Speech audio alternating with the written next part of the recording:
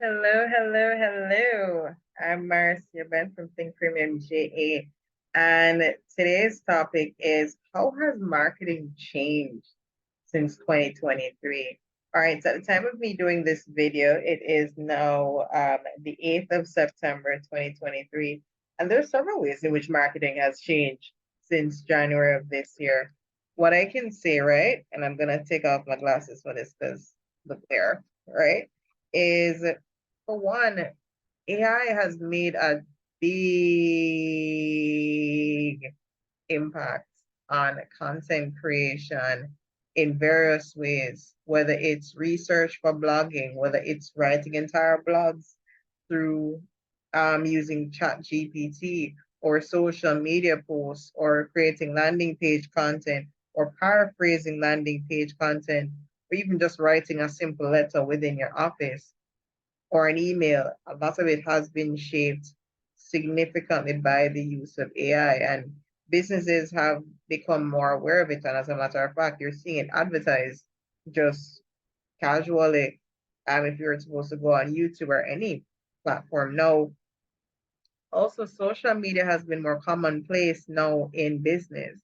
As a matter of fact, it's almost synonymous, and I say almost synonymous with digital marketing. Whenever people think of digital marketing, no, it's the first thing that people think about social media. So more companies appreciate the use of social media, not just for marketing, but for customer service as well. And many companies are starting to warm up to the idea of really cultivating relationships with their customers through content creation online and how it can have serious implications for their brand.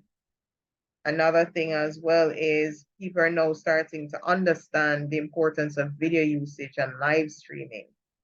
I don't know if you realize, but there is a growing audience online for podcasts, especially live podcasts, a growing audience for various platforms in which you can consume stream content or live reactions, or even being like the first person to be on a video while it's being shot live and hurrying up to get the enough subscribers needed so you can actually do live recordings is a big thing. And you have platforms not just on YouTube where you can actually do that, whether it's just by having a regular podcast or by using the regular posting method. You can also use Rumble. You can also use Twitch. There's several others in which you can have content uploaded live, even like a regular Facebook live or a LinkedIn live where it's just audio only is a real thing. So more platforms are starting to facilitate live stream usage as well. LinkedIn being one of them that recently allowed persons to actually be able to stream content live and just have the audio up on their platform. Of course, they always have Instagram live and everything, but that's now a thing. So, and I'm looking on this article from mediatool.com. They're saying, like in 2002, marketing trends, brands will continue investing heavily in YouTube, TikTok, and Instagram, and will use the power of video content to engage and interact with consumers in 2023, which is still happening. Video remains an increasingly popular medium for storytelling, which brings me to my next point. A lot more brands are starting to realize the importance of storytelling. No, no more than ever, people are starting to realize why Jesus used parables in the Bible to share important information, because it was just simpler to share complex information that required illustrating different contexts in which it would be applicable to. And that's through telling stories. By telling stories, you make the content way more engaging.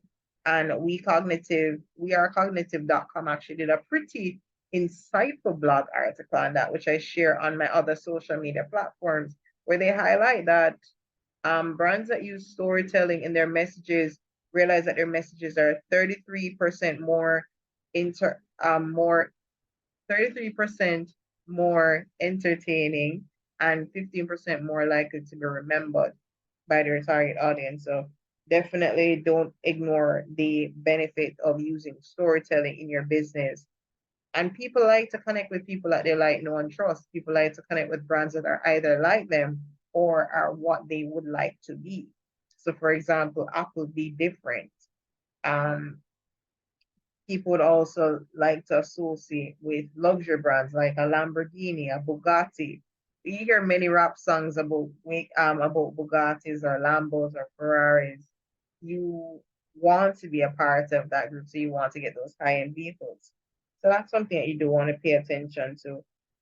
There's also a big growth in short form content. So TikTok, YouTube Shorts, they're doing very well. Like, for example, you can actually go on YouTube and you can post short form videos, and they attract a completely different audience from the full length videos. So if you're looking to gain more content, gain more people on your page, you would probably want to explore both the shorts and the full length videos because they reach two different types of people. Same thing with um it's similar to having your stories, except it's just like really like 90-second videos. Facebook is trying it too, but I don't know how far they're going with the shorts. I'm not sure. But TikTok was really where it was made like really popular. Short form content TikTok. And up to 2022, the projection for 2023 for TikTok was 62%. And it's still there. Instagram being a strong second at 54%, and YouTube at 49%. So it's something that you want to pay attention to. And guess what? People can have events in person now, until another pandemic comes up. So that's something that you do want to pay attention to. I mean, you hear some rumblings here and there about different airborne ailments coming on stream, but persons are still having face-to-face events. And know that outside starting to keep again until further notice. A lot more companies are anticipated to start attending more in-person events this year. And many have started. So many would have anticipated attending more in-person events in 2022 than 2021. Now more than ever, you're going to see more interactions coming up, especially closer to the Christmas time. And again, podcasting, it's a great opportunity for businesses to get themselves out there and really position yourself as a local expert in a particular area. There are lots of podcasts out there, are lots of content creators, whether in the Christian community or in the sporting community or marketing community, gaming community, you name it. There's a podcast out there. So it's something that you can actually bear in mind. If it's something you really want to get into, you can start a podcast on YouTube for free. I haven't gotten around to it because I'm trying to master posting regular content. Here it is now, right? But in the future I'll get on it. You can actually post podcasts through YouTube. You can post podcasts through Rumble. Podcasting through YouTube is free actually. They're really trying to get more creators on the space. So that's something you could check out. But I mean, podcasts are easier to download and stream, and of course, you always have platforms like I think it's your Apple Store, iTunes, right? iTunes, quite a few that you can actually stream podcasts on. So, and of course, a lot more channels that more content creators are starting to use to reach your audiences now actually do include podcasting. 26% are using podcasting now to reach more audience members. Social media is still a strong 77%, and that's not likely to change. And that's spread across, the Gen Z, millennials, and the boomers. Even the boomers are on social. Email newsletters are still good. I mean, you can still reach a lot of the Gen Zers through email marketing, like especially the boomers though, and the Gen Xers and the millennials. Email marketing is still pretty effective. Blogging on a website is at a strong 60%, unlike email marketing at 61%. And again, pretty much the same cross section as email marketing. Online events, that's still a thing. That's still a thing. 31% of businesses still use it. It's likely to continue, especially if something else were to happen again. So if you haven't gotten used to the idea of doing online events, you may want to think about it. What I see a lot of companies doing now is hybrid events. So you can either join in person or you can join live online. So, and many organizations have embraced it. So events where they used to exclusively just have it in person, or they were forced to have it just online due to the pandemic. Now that, people are starting to go outside and people are starting to embrace the fact that there's a whole global community that consumes their content, people are doing hybrid events.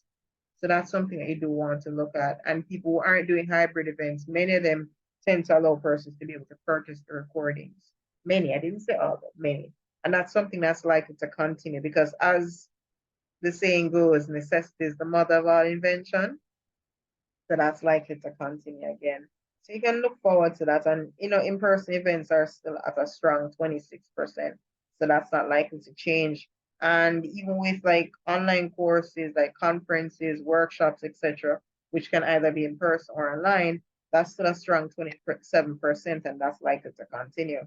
So you do want to bear that in mind. I mean, print media, it's still going to be there, but a lot more persons are starting to realize now that there are many ways to get your word out there, and print media can be costly. And with the fact that everybody's on their phones anyway, you still would want to do a mixture to get more people. And with things like podcasting or just using like social media, etc., you get to build thought leadership. You get to build your niche expertise. You get to create more intimate customer connections according to mediatool.com. And I can actually see it for myself as well, because there's such a demand for content now, and everything is so instantaneous. There's a lot of instant gratification. But you can just go on your phone and search for something. There is room for it. There's a room for a lot of different types of messages now. You just have to be willing to get ahead of it all.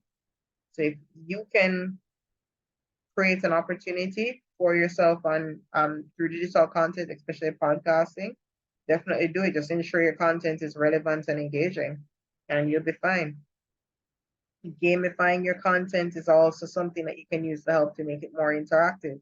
So you can add like game-like elements to it to entertain your audience, or and you can do this for recruitment or education or e-commerce, or even just like online books. So even with Audible, for example, I'm very competitive, and when I see the stats, it makes me excited. So I want, I want to spend more time on the platform consuming content. That's just me.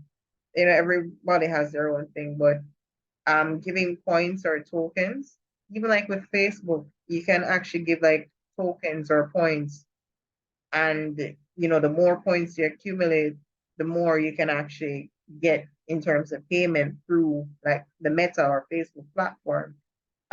You can also have an opportunity now to pay your favorite content creators. Like, let's say Christian content, you can sow a seed into the word, like, give a donation or contribution to the presenter when the word resonates with you by using your Cash App or Zelle, or you can have their Patreon, or you can pay through their website. A lot more companies are starting to do that, not just in the Christian space, but outside of it. So you see a lot of like persons who like do cooking videos have an opportunity for persons to be able to contribute to their business, whether through Facebook, or I don't know if Instagram does it. I know YouTube has something like that. A lot more companies and brands are starting to create subscriber-based platforms. So even like on Instagram, a lot of them have switched to subscriber pages where you pay for certain content, even though you're on Instagram, and you get certain exclusive content. So they'll have regular public pages. They'll share regular content publicly. We also have the subscriber platform where you have to pay to access certain content. So Patreon was the initiator of that. Now it's become way more mainstream. So the whole goal of social media is to keep you on that. So you have more platforms like Instagram, etc., doing it. And it allows content creators to make money. And of course, they're making money, they're gonna keep bringing people on the platform. So it's a win-win, at least where they're concerned. Chatbots are getting better. Chatbots are getting better. That's another trend that you'll notice this year as well. So because of the emergence of AI, even with human AI, you know, these chatbots are able to be way more conversational, so you wouldn't even know. And even with like listening to videos on TikTok, you hear that AI generated voice, you're hearing it in other areas as well. And AI has become way more sophisticated. So those AI voices now mimic more human sounding voices. It's something that you're gonna see way more of. As a matter of fact, it might get to a point where that AI voice might sound more realistic than your voice, or it may do or say things that probably will implicate you if you're not careful. So that's something I'm curious to see how that's going to play out in the upcoming years as to what they're going to do to regulate that. And there's multi-channel marketing as well, omni-channel marketing. So with omni-channel marketing, and I'm seeing this on media tool.com. I've already seen anybody else say this, but I can see where it's coming from. It's a holistic strategy that creates an integrated customer experience across channels and touch points. In other words, brands are marketing using various touch points, digitally, billboards or other print mediums, through apps, like especially like with gamification is concerned, through word of mouth, in-person reaches. So that's something you want to check out. And as a matter of fact, an underrated approach that I'm seeing now with door knocking is digital door knocking. A lot of persons still don't realize that you can reach out to persons digitally, just as you just as if you would if you were to physically knock on their doors. So that's something that you do want to check out if you're a business owner, like virtual door knocking. And now there is a greater focus on customer experience. It's not just customer service now, it's creating a holistic customer experience. And they want to ensure every aspect of the customer journey for your brand, whether it's the very first time they meet you to the end of the transaction to the follow up to their second or third or last purchase, they are consistently having their relationship nurtured with you. And that's something that a lot more businesses are aware of now, the importance of a relationship with their customers. And where omni-channel marketing is concerned, it gives you various opportunities to follow up with your customers and really just like cultivate a healthy relationship with them. I'm going to share the link for this article in the description down below. So if there are any points that you're missing, don't worry, you can always check it out. And of course, Generation Z will always continue to influence marketing more than millennials, just like how millennials really were influencing social media before the generation before that. So, just continue to expect that it's gonna continue. Um, for example, a lot more businesses are starting to take on take a stance on social issues. That's likely to continue. And I mean, they're obviously trying to appease Gen Z. I'm not gonna get into that because I don't necessarily agree with everything being pushed in terms of the social issue standpoint, but I guess people want to be around people that are willing to be vulnerable. And as I said before, with brands, people support people and brands that are either like them or they support brands that are like what they aspire to be. So I guess they're trying to do that. So hey, whatever. Influencer marketing is still a thing. That's not likely to change anytime soon because again, people like people who are like them. So you're still gonna have influencers that resonate with a group of people and brands trying to use them to promote their businesses. So that's something that you're gonna see more of, more user generated content. That's something that, I don't have a lot of experience with that, especially since my business is growing. But where user generated content is concerned, are you noticing now on YouTube, you see a lot of people remixing videos, or on TikTok, you see people remixing videos. So it's like a split side version. So you see the content creators' original video on one side, and you see the YouTubers' video reaction on the other side. That's an example of user generated content. So persons are using the existing content to leverage the opinions or recommendations of their consumers of brands that they identify with, to piggyback on their credibility, to piggyback on their attention, to piggyback on their trust. And brands can also capitalize on this as well because guess what? It's an opportunity to piggyback on those people too. So it works out. So customers can create customized content around a brand for free, or they can be remixing another brand's video, or an influencer that's speaking about an experience with a brand's video. So that's something that you can pay attention to. And of course, more companies are starting to invest more in social media, so the brand budgets have increased. So that's something that you're likely to see. More customers are willing to spend more money to get the kind of results that they want through social media. There is room for that, and it's likely to continue. And as more brands start to become more socially aware or woke, if you will, you're going to see more inclusive marketing. So you're going to see more brands trying to, and I say trying to, piggyback on diversity, equity, and inclusion and being culturally relevant. To each is their own. Not really my thing, not my scene. I stick to business related content and Christian content. I believe in promoting God through business. So, I'm not going to be on everything, but it's something that you will continue to see more of in the marketing space.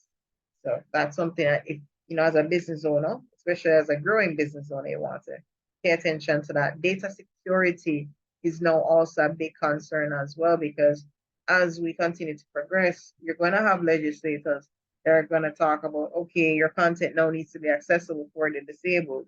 Your content needs to have some protection in place, because how do you know if this person gave you permission to use their email address or use their phone number to send them any correspondence? So now if you don't sign up this legislation, you might have a situation where a customer that you sold, let's say a jewelry store, and you sold jewelry to them 3 years ago, right? And you send them a WhatsApp message now to keep in touch, you might get prosecuted because that customer could easily say, so how did you get my number? Did I give you permission to reach out to me in this way? So these are things that you want to bear in mind. I know the US had a do not call list. In other smaller regions like the Jamaica, etc., you might see something like that coming on stream very soon. So yeah, that's pretty much it for me.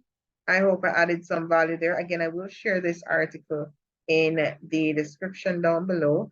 But just a reminder, I do offer through my company digital marketing services. The name of my company is Think Premium JA. And through my company, I offer social media marketing, email marketing, blogging, other forms of sales copywriting. I have 2 online courses. I offer business consultation services. And I have an online store where I sell many of the same products that you're likely to be running out of in the next 2 weeks, like laundry detergent, dishwashing liquid, all-purpose cleaner, protein powders, and meal replacement shakes, a wide variety of supplements, including for your eyes, your skin, heart health, etc. And of course, multivitamins, just to name a few. So check out the description down below for further information.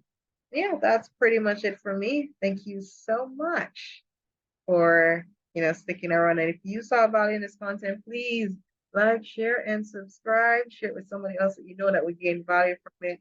And I'm looking forward to seeing you again soon. Take care. Have a wonderful day. And remember to never stop dreaming. Goodbye.